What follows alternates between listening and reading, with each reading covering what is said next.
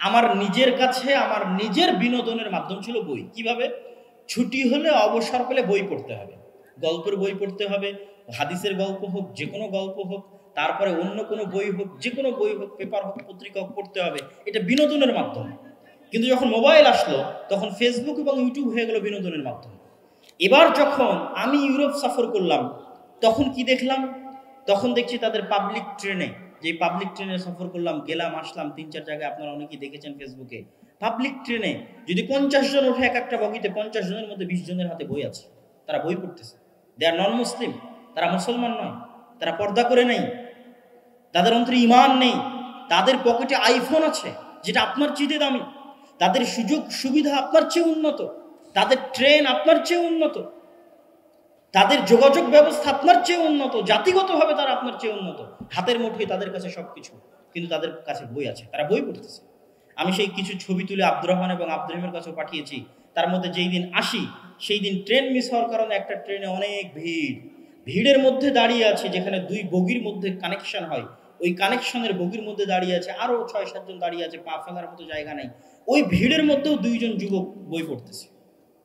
দে আর নন মুসলিম, তারা মুসলমান নয়, কিন্তু জাতিগতভাবে তাদের মধ্যে বই পড়ার অভ্যাস আছে, জ্ঞান চর্চার অভ্যাস আছে।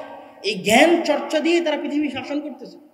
আর আপনি যেই দিন প্রথম যাই সেই দিন যে বিমানে গেছি সেই বিমানও দেখলাম যে তাদের মধ্যে অনেকের হাতে বই এবং তারা বই পড়তেছে। এবার যখন বাংলাদেশের বিমানবন্দরে নামবেন, বাংলাদেশের ট্রেন স্টেশনে যাবেন, বাংলাদেশের বাসে উঠবেন, একজনের হাতেও কি বই দেখতে পাবেন? একটু কথা বলেন, একজনের হাতেও বই দেখতে পাবেন? ভাবেন না? তারাও যুবক, তাদেরও 18, 19, 20 বছর বয়স, কিন্তু তারা পৃথিবী শাসন করতেছে জ্ঞান দিয়ে, জ্ঞানের উন্নয়ন দিয়ে। তাহলে আমরা কি করতেছি? অথচ এই দিন পুরোটাই টিকে আছে জ্ঞানের উপর। ইকরা বিসমি রাব্বিকাল্লাযী খালাক, পড়ার আদেশ দিয়ে পবিত্র কোরআন শুরু হয়েছে, এবং এই পৃথিবীতে জ্ঞান বিজ্ঞানের চর্চার সর্বোচ্চ শিখর মুসলমানদের হাত দিয়ে হয়েছে। যেটা গত রাজশাহী সালাফি কনফারেন্সের বক্তব্যে আমি ডিটেইলস বলেছি, যে গ্রানাডাতে তৎকালীন কতগুলো বিশ্ববিদ্যালয় ছিল, গ্রানাডার লাইব্রেরিতে কত বই ছিল, যখন লন্ডনের রাস্তায় লাইটও জ্বলত। সেই মুসলমানের আজকে জ্ঞান থেকে, বিজ্ঞান থেকে, বই থেকে দূরে চলে গিয়ে আজকে আমাদের যুবক সমাজ মোবাইলের মধ্যে, ফ্রি ফায়ারের মধ্যে, পাবজির মধ্যে, এই সমস্ত ভিডিও গেমের মধ্যে অন্তর্ভুক্ত হয়ে নিজেদের জীবন, নিজেদের ভবিষ্যৎ সবকিছু ধ্বংস করে দিচ্ছে।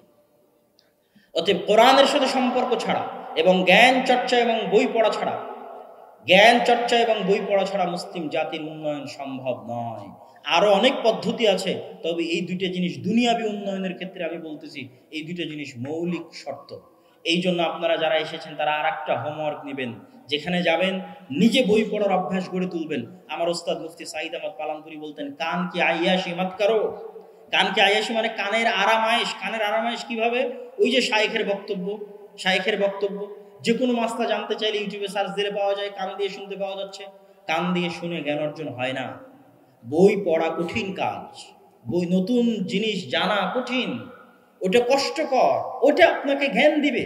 আপনি শুধু শাইখের বক্তব্য, 1000টা শাইখের বক্তব্য যদি শুনেন, একটা বইয়ের একটা লাইনের সমান জ্ঞান হবে না, এই কথাই ঠিক। বই আপনাকে গঠনমূলক জ্ঞান দেয়, আর আমাদের বক্তব্যগুলো হচ্ছে এলোমেলো, আপনাকে গঠনমূলক জ্ঞান দিবে না, আপনাকে নির্ধারিত একটা রাস্তায় নিয়ে যে উঠাতে পারবে না। আপনি গতকাল থেকে আজ পর্যন্ত অনেক বক্তব্য শুনেছেন, বিচ্ছিন্নভাবে অনেক কিছু হয়তো শিখেছেন, কিন্তু একটা মেইন বড় লক্ষ্য উদ্দেশ্যে আপনাকে পৌঁছে দিতে পারবে না যতক্ষণ না বই পড়ার অভ্যাস আপনার মধ্যে তৈরি না হয়।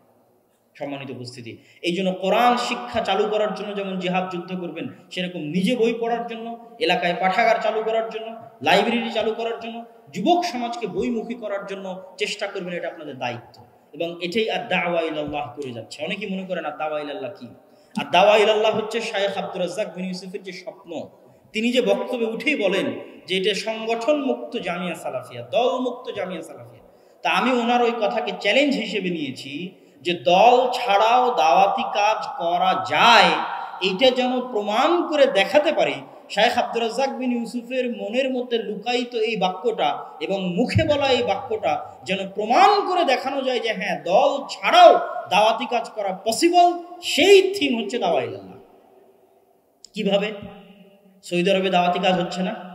দাওয়াতি কাজ হয় না? হয় না সৌদি আরবে? সৌদি আরবে কোনো দল সংগঠন আছে? তাহলে কিভাবে দাওয়াতি কাজ হয়? দায়ী আছে, দাওয়া সেন্টার আছে, আলেম ওলামা আছে, দাওয়া সেন্টার আছে। আলেম ওলামা দাওয়াত দিচ্ছে। আলেম ওলামা দাওয়াত দিলে কি হয় জানেন? আলেম ওলামা দাওয়াত দিলে বেদাত তৈরি হওয়ার সম্ভাবনা থাকে না। আলেম ওলামা দাওয়াত দিলে বেদাত তৈরি হওয়ার সম্ভাবনা থাকে না। আলেম ওলামা দাওয়াতি কাজ করলে বেদাত তৈরি হওয়ার সম্ভাবনা থাকে না। আলেম ওলামা দাওয়াতি কাজ করলে বেদাত তৈরি হওয়ার সম্ভাবনা থাকে না। দাওয়াতি কাজ যেই দিন জাহেলদের হাতে চলে যায়, ওই দিন ওই দাওয়াতি কাজে বেদাত তৈরি হওয়ার সমূহ সম্ভাবনা আছে। আর একজন আলেমের, একজন ব্যক্তির এটা মনে রাখা উচিত, আমি নিজে এটা মনে করি এবং বিশ্বাস করি, আমার হাত দিয়ে কোনো বেদাত তৈরি হওয়ার চাইতে আমার দাওয়াতি কাজ না করাই ভালো। আমার হাত দিয়ে কোনো বেদাত তৈরি হওয়ার চাইতে আমার দাওয়াতি কাজ না করাই ভালো। একটা মসজিদে প্রোগ্রাম ছিল, আমি আমন্ত্রিত বক্তা ছিলাম, আরো অনেক বড় বড় বক্তা ছিল। ব্যানারের একজন ছবি পাঠালো, ব্যানারে লেখা আছে অমুক শহীদদের স্মরণে আয়োজিত সমাবেশ। আমি ইতস্ত বোধ করলেও, যেহেতু আরো অনেকেই ছিলেন, আমি এই মনে করে একটু পড়ার সিদ্ধান্ত নিলাম যে আমার দ্বারা দাওয়াতি কাজ হতেই হবে এটা নয়। আমি তাদেরকে মেসেজ দিলাম যে আমি আপনাদের প্রোগ্রামে আসতে পারবো না যদি না এই ব্যানার সরানো না হয়, এটা আমার পক্ষে সম্ভব নয়। কেন সম্ভব নয় ওনারা কি বোঝেন না বা এটা কি বোঝেন না, আমি অনেক ছোট, আমি কম জানি, কিন্তু আমি এতটুকু বিশ্বাস করি যে হাজারো লাখো জনগণের আব্দুর রাজ্জাক বিন ইউসুফের বক্তব্যের উপর যে বিশ্বাস আছে, আমি আব্দুল্লাহ বিন আব্দুর রাজ্জাক দাওয়াতি কাজ না করতে পারলেও ওই বিশ্বাসটা নষ্ট করতে চাই না। আমার দাওয়াতি কাজ করতে হবে কে বলেছে? কিন্তু এই যে উনি একটা সঠিক দিনের দাওয়াত মানুষকে দিয়ে গেছেন, বলে গেছেন জাতির যদি রাস্তাঘাট করে দিতে না পারি, জাতির যদি স্কুল কলেজ করে দিতে না পারি, জাতিকে দিনের ব্যাপারে ধোঁকা দিব না, এই যে আমার শক্ত অবস্থান, আমাকে আব্দুল্লাহকে দাওয়াতি কাজ করতে হবে কে বলেছে? আমি ছোট মানুষ, আমার জ্ঞান কম, আমাকে দাওয়াতি কাজ করতে হবে কথা নয়, কিন্তু আমার দ্বারা এমন কোনো কাজ যেন না হয় যেটাতে ওনার যে দাওয়াত, সঠিক দাওয়াত, ওই দাওয়াতের উপর কোনো আঁচ পড়ে, অন্তত সর্বনিম্ন এই জিনিসটা তো আমি মেনটেন করতে পারি। এই জন্য আমি আপনাদের এই প্রোগ্রামে আসতে পারবো না। এই জন্য আমি বলতেছি যে এই যে শক্ত কথা, যে একজন দায়ীর এই বৈশিষ্ট্য থাকা উচিত যে তার হাত দিয়ে দাওয়াতি কাজ না হওয়া ভালো, তার হাত দিয়ে একটা বেদাত তৈরি হওয়ার চাইতে। যখন কোনো মঞ্চে শুধু জাহেলদের সমাহার হয়, তখন সেখানে বেদাত তৈরি হয়, এবং সেই বেদাত আহলে হাদিস সমাজে লক্ষ লক্ষ আহলে হাদিস মানুষের সামনে প্রকাশ্যে বেদাত হচ্ছে, কেউ বলার নেই, কেন? আলেম নেই, জাহেলে পরিপূর্ণ, সকল দায়িত্বশীল জাহেল, টপ টু বটম। কেননা সংগঠন করতে হলে যেই সমস্ত জিনিসের প্রয়োজন, আপনি ওটা আলেম দিয়ে ওইভাবে কন্ট্রোল করতে পারবেন না। যে যত বেশি, যেমন তাবলিগ জামাতের যদি আমরা উদাহরণ দিই, যে যত চিল্লা দিবে সে তত উপরে যাবে। তাহলে একটা মাওলানা, একটা আলেম বুখারীর দার্স দিয়ে কেমনে চিল্লা দিবে? তার পক্ষে সম্ভব নয়। একটা ছাত্র দাওরায়ে হাদিস কমপ্লিট করার পর কিভাবে এক বছরের চিল্লা দিবে? সম্ভব নয়। ওকে তো জ্ঞান চর্চা করতে হবে। তাহলে যে বেশি চিল্লা দিতে পারছে সে উপরে চলে যাচ্ছে। জাহেল কন্ট্রোলড একটা দল, যেখানে ওপেন বেদাত হচ্ছে, কেউ বলার নেই। কেন? আলেমদের হাত ছাড়া হয়ে গেছে, নেই। আপনি যত দল আছে সব দলকে পরীক্ষা করতে পারেন, আহলে হাদিস নন আহলে হাদিস, কে মজলিসে শুরায় আছে, কে উপদেষ্টা পরিষদে আছে, তারা আলেম না নন আলেম, তাদের জ্ঞানের লেভেল কি, না তারা স্বাভাবিক জাহেল। আমি কিন্তু জাহেল বলে আপনাদেরকে ছোট করতেছি না, কিন্তু এটা নিশ্চিত থাকেন যে যদি আপনারা এখানে আসেন, আপনাদের হাত দিয়ে 10 বছর পর বেদাত সৃষ্টি হবে এখানে। এই কথাই ঠিক, এখানে আসতে হবে আলেমদেরকে। তো সৌদি আরবে যদি দাওয়াতি কাজ হয়, বাংলাদেশে দল ছাড়া দাওয়াতি কাজ হতে পারে না? হতে পারে। 60টা জেলায় যদি 60 জন দায়ী দেওয়া যায়, জামিয়া সালাফিয়া যদি 300 জন শিক্ষক শিক্ষিকা থাকতে পারে, তো 60 জেলায় 60টা দায়ী থাকতে পারে না জামিয়া সালাফিয়ার? কথা বলেন, পারে না পারে না? পারে। 60টা জেলায় যদি 60 জন দায়ী থাকে, তারপরে যদি আরো আমরা থানা ভিত্তিক, উপজেলা ভিত্তিক দায়ী তৈরি করতে পারি, ওই দায়ীরা যদি দাওয়াতি কাজ করে, কোনো কমিটি নাই, কোনো সভাপতি নাই, কিছু নাই, আলেম ওলামা দাওয়াতি কাজ করবে। এদেশে করেছিল এক সময় হিয়ত্রাস দাওয়াতি কাজ আলেম ওলামাদের দিয়ে। তো আব্দুর রাজ্জাক বিন ইউসুফের মুখের ওই কথাটা যে দল মুক্ত, সংগঠন মুক্ত যে দাওয়াতি কাজ করা যায়, সেটা প্রমাণ করার লক্ষ্য হচ্ছে দাওয়ায়ে আল্লাহ। যেখান থেকে আমরা এই দুইটাই দাবি বারবার পেশ করি, মসজিদ ভিত্তিক মক্তব থাকতে হবে এবং লাইব্রেরি থাকতে হবে, জ্ঞান চর্চা থাকতে হবে। এটা আপনাদেরকে হোমওয়ার্ক দিলাম, কাজ দিলাম। সালাফি কনফারেন্সে অনেক বক্তব্য শুনলেন, কি কাজ নিয়ে গেলেন?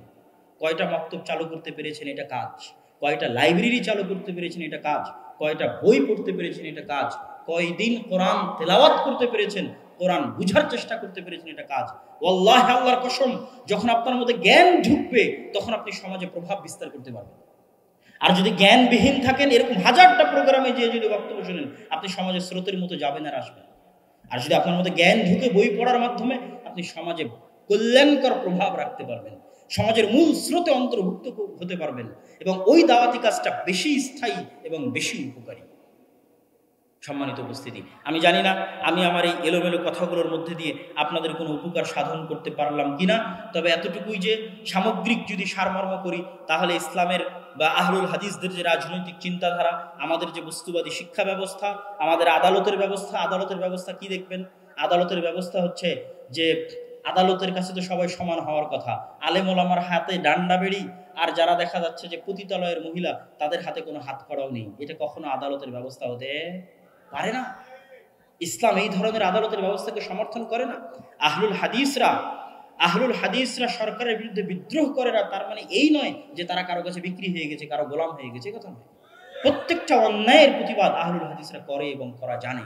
এবং আমি 4 কোটি আহলুল হাদিসের প্রতিনিধিত্ব করে তাদের পক্ষ থেকেই এই কথা স্পষ্ট করতে চাই যে আহলুল হাদিসরা নির্দিষ্ট কোনো গণতান্ত্রিক কোনো দলের গোলাম নয়। তাদের নিজস্ব নির্ধারিত আদর্শ এবং বৈশিষ্ট্য আছে, নিজস্ব নির্ধারিত রাজনৈতিক চেতনা আছে, নিজস্ব নির্ধারিত আদর্শ এবং বৈশিষ্ট্য আছে, সেটা নিয়েই তারা কাজ করতে চায়। আল্লাহ সুবহানাহু ওয়া তাআলা আমাদেরকে, আমাদের যুবক সমাজকে সঠিক জিনিস জানা এবং বুঝা এবং সে অনুযায়ী আমল করার তৌফিক দান করুক। এই বলে আমি আমার এই গভীর রাতে এই সংক্ষিপ্ত বক্তব্য শেষ করলাম। সমাপনী ভাষণে আপনাদের উস্তাদ আসবে, কথা বলবে, তার বক্তব্য শুনবেন। আল্লাহ সুবহানাহু ওয়া তাআলা আপনাদের তৌফিক দান করুক। আল্লাহুম্মা আমিন। ওয়া আখিরু দাওয়ানা আলহামদুলিল্লাহি রাব্বিল আলামিন। আসসালামু আলাইকুম ওয়া রাহমাতুল্লাহি ওয়া বারাকাতুহু।